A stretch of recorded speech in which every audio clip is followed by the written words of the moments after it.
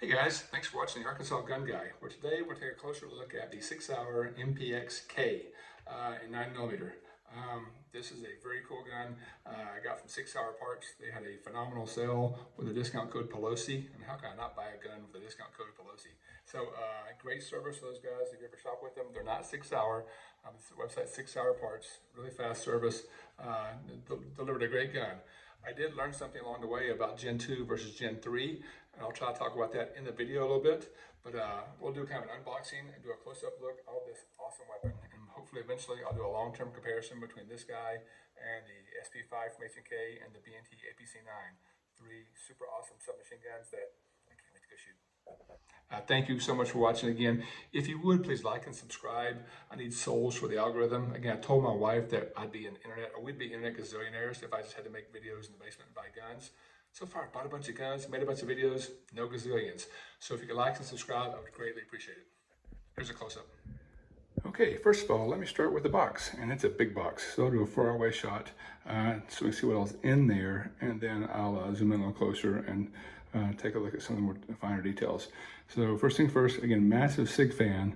I'm gonna call it all the things I like and don't like about this, and I'll probably compare it a lot to the B&T APC9 and or of course the H&K SP5.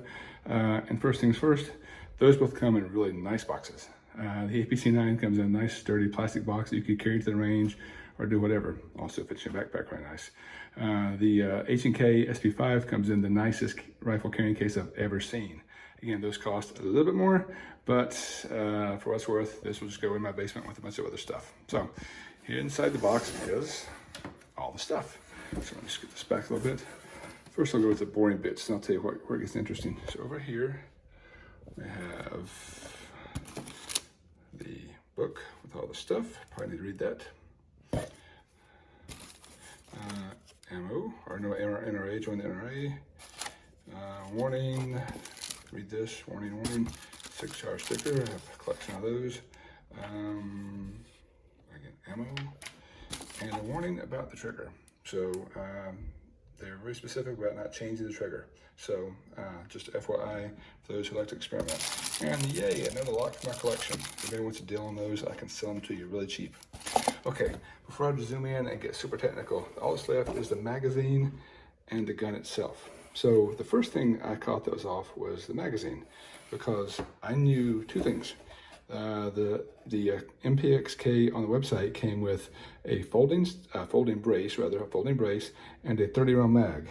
Now, I didn't check, didn't do math, but that didn't look like a 30-round mag.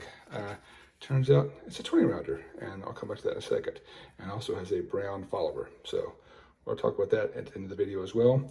But the first sign that this wasn't exactly what I thought it was, again, not unhappy, but that this is not a 30-round mag, as the website talks about. So let me put the box, well, inside here, you've got the very nice SIG embroidered styrofoam. Again, H&K gave me a carrying case. And then here's the gun in all this plastic glory. So I'm gonna set the phone down, get this thing unwrapped, and then take a closer look at the gun. Okay, here we go. Now we have all that cardboard and plastic out of the way. Let's take a look at the interesting stuff that came in the box. Notably, the mysterious 20-round magazine and the gun itself. So again, on the website, on SIG's website, they advertise all the details, but the two I remember the most was a 30-round mag, not a 20-round mag, and the gun came with a folding brace. Well, initial thought was that ain't 20 or that ain't 30. And also, maybe it's 35, sorry. But also, this is not a folding brace. This is a collapsible brace, which is exactly what I wanted anyway. It's like the gods of 6-hour up in New Hampshire knew what I wanted and sent it to me anyway. Turns out that's not the case. This is a Gen 2 model.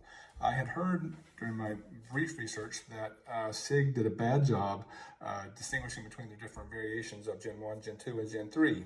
So since then I've done a little digging and I've learned a few things I'll share with you here. The first super easy one is Gen 1s are pretty much all gone. They're not really shipping now. I shouldn't find those. If you do, they're really old.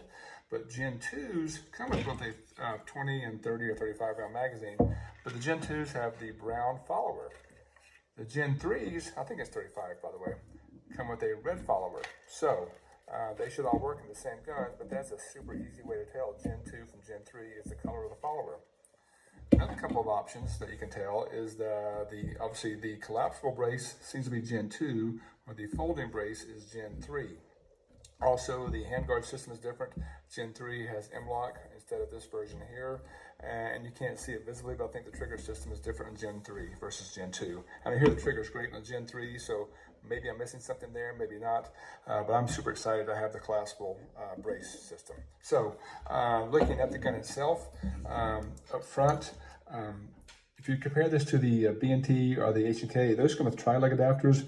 This just comes with a flash hider. I don't think I'm going to suppress it anyway, but that's just one difference up front. You have a handguard here. Not a lot of room for stuff. Maybe a light will go up top with the optic. I don't know.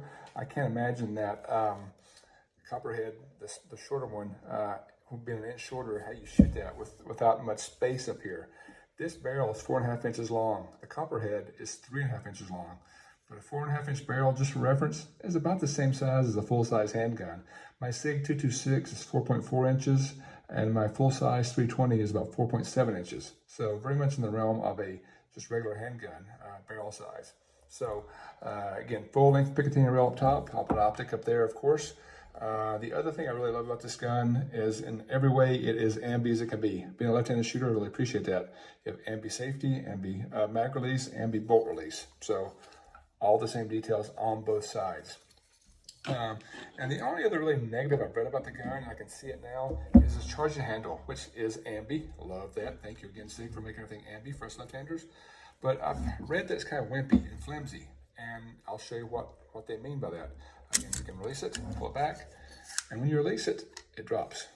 It's just kind of flimsy, and it will go back in when you charge it, of course, but if it happens to be back, it drops down. And actually, I've read people talking about this scarring their guns. So try to be very careful of that.